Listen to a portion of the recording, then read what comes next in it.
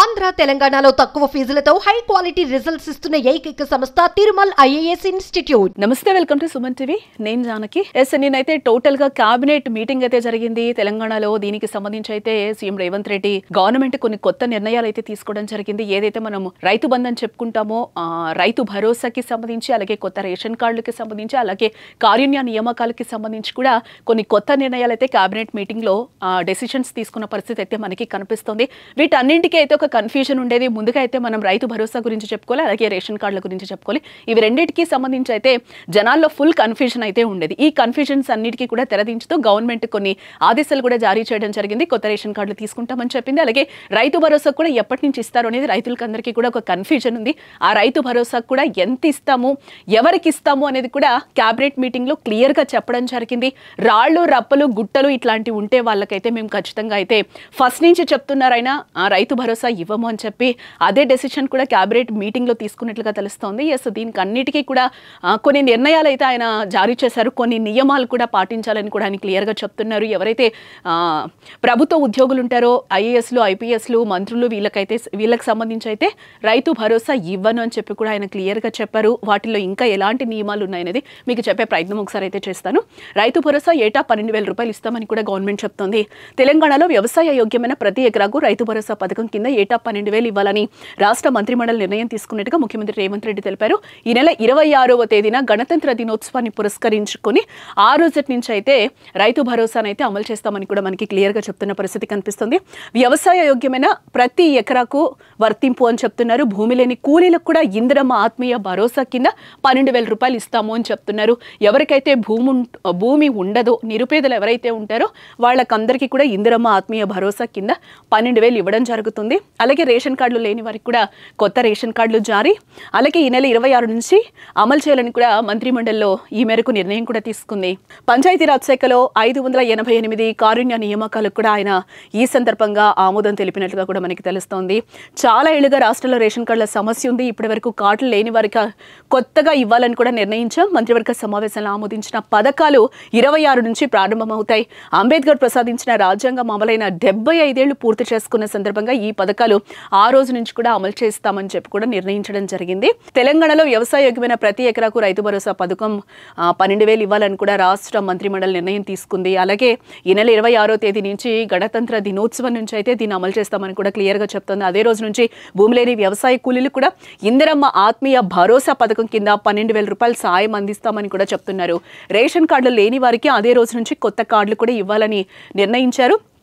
అలాగే ప్రభుత్వ ఆదాయం పెంచడం, పేదలకు పంచడం తమ విధానమని, తమ గవర్నమెంట్ విధానమని కూడా కాంగ్రెస్ విధానమని క్లియర్గా చెప్పారు రేవంత్ రెడ్డి. శనివారం సచివాలయంలో మంత్రిమండలి సమావేశం ముగిసిన అనంతరం కూడా ఉప ముఖ్యమంత్రి బట్టి విక్రమార్క ఇతర మంత్రులతో కలిసి సీఎం విలేకరులతో మాట్లాడడం జరిగింది. దీంతో పాటుగా తెలంగాణ రాష్ట్ర రైతాంగానికి కొత్త సంవత్సరంలో మంచి జరగాలని, వ్యవసాయాన్ని పండగ చేయాలని ప్రభుత్వం పట్టుదలతో చేపట్టిన కార్యక్రమాల్లో భాగంగా రైతు భరోసాపై కీలక నిర్ణయం తీసుకున్నామని కూడా మంత్రులు చెప్తున్న పరిస్థితి అయితే కనిపిస్తోంది. వీటికి సంబంధించి ఇప్పటి వరకు ప్రసార సాధనాలు ఊహాగానాలతో గందరగోళం సృష్టించాయి.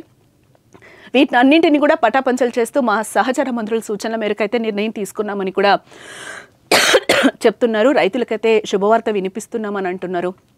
అలాగే ప్రతి ఎకరానికి రైతు భరోసా అందించాలని నిర్ణయం తీసుకున్నాం. గత ప్రభుత్వం రైతు బంధు 10,000 ఇస్తే మేం మాత్రం ప్రజాపాలనలో రైతులకు ఇచ్చిన హామీ మేరకు 2,000 పెంచి అందరికీ 12,000 ఇవ్వాలని నిర్ణయించాం. భూములు ఉన్న వారికి రైతు భరోసా వస్తుంది. తండాలు, గూడెల్లోని వ్యవసాయ రైతు కుటుంబాలకు భూమి లేకపోవడంతో శాపం కాగా వారిని ఆదుకోకపోవడం కూడా శాపం అవుతుందని చెప్తున్నారు.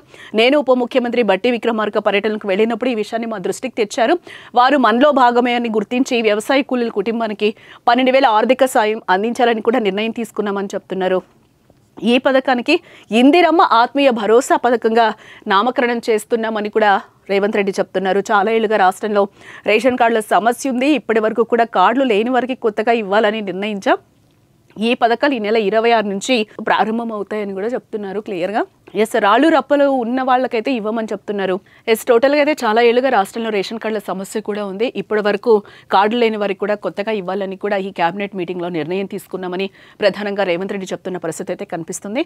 ముందుగా మనం చెప్పుకున్నట్టు రాళ్ళు రప్పలకైతే రైతు భరోసా ఇవ్వమని కూడా ఆయన ఇప్పుడే కాదు, క్యాబినెట్ మీటింగ్ అవ్వకముందు కూడా ఆయన స్పష్టంగా క్లియర్ చేశారు. గుట్టలు, స్థిరాస్తి వెంచర్లు, కొండలు, రాళ్లు, రప్పులు, రహదారులు, నివాస, పారిశ్రామిక, వాణిజ్య అవసరాలకు ఉపయోగించే భూములు, నాలా మార్పిడి చేసినవి, వివిధ రాష్ట్రాలకు ప్రభుత్వం సేకరించిన వ్యవసాయ యోగ్యం కాని భూములకు రైతు భరోసా వర్తించదు. దీనికి సంబంధించి రెవెన్యూ అధికారులు గ్రామాల వారీగా సమాచారం సేకరిస్తారు, గ్రామ సభలు నిర్వహించి ప్రజలకు వివరిస్తారు. గత ప్రభుత్వ హయాంలో పరిశ్రమలు, స్థిరాస్తి భూములు, ప్రభుత్వం సేకరించిన భూములకు రైతు బంధు ఇచ్చారు. రెవెన్యూ రికార్డులు, ధరణిలో లోపాల వల్ల ఇది జరిగింది. రైతు భరోసాలో అలా జరగదని కూడా క్లియర్గా చెప్తున్నారు. అనర్హులు స్వచ్ఛందంగా ముందుకొచ్చి వివరాలు అందించాలి. రాష్ట్ర ఆర్థిక పరిస్థితులకు అనుగుణంగానే రైతు భరోసా కోసం 10,000 నుంచి 12,000కు పెంచాం. భూమి లేని పేదలకు 12,000 ఇస్తున్నాం. ఆదాయ వనరులు పెంచటం, పేదలకు పంచటం మా ప్రభుత్వ విధానం. ఎంత వెసులుబాటు ఉంటే అంత మేలు చేయాలన్నది మా ఆలోచన. దీనిపై అనవసర విధానాలకు తావివ్వద్దని కూడా సీఎం క్లియర్గా చెప్పడం జరిగింది. అలాగే పంచాయతీరాజ్ శాఖలో 588 కారుణ్య నియామకాలు కూడా చేపట్టబోతున్నాం అనేది కూడా ఆయన క్లియర్గా చెప్తున్నారు. మొత్తంగా మనకు చూస్తే రైతు భరోసా అలాగే కొత్త రేషన్ కార్డులకు సంబంధించి అయితే గవర్నమెంట్ క్లియర్గా చెప్పడం జరిగింది. వీటికి అన్నిటికీ అయితే అమలు చేయబోతున్నాం. 26వ తారీఖు నుంచి రైతు భరోసా కానీ అలాగే మనకి కొత్త రేషన్ కార్డుల స్వీకరణకి దరఖాస్తులు కూడా తీసుకుంటామని చెప్తుంది. సో ఎలాంటి కన్ఫ్యూజన్స్ లేకుండా ఎలాంటి నియమాలు ఏవైతే గవర్నమెంట్ నియమాలు అమలు చేస్తుందో దాన్ని బట్టి అందరూ కూడా క్లియర్గా అప్లై చేసుకోవచ్చు. అవన్నీ కూడా మనం తీసుకోవచ్చు అని కూడా చెప్తున్నారు. డిజిటల్ కార్డ్స్ కాదు, మేము ఫిజికల్ కార్డ్స్ ఇస్తామని కూడా గవర్నమెంట్ చెప్తుంది. రైతులకు కూడా ఇప్పుడు గవర్నమెంట్ ఒక శుభవార్త అందించిందని చెప్పుకోవచ్చు. State into Suman TV.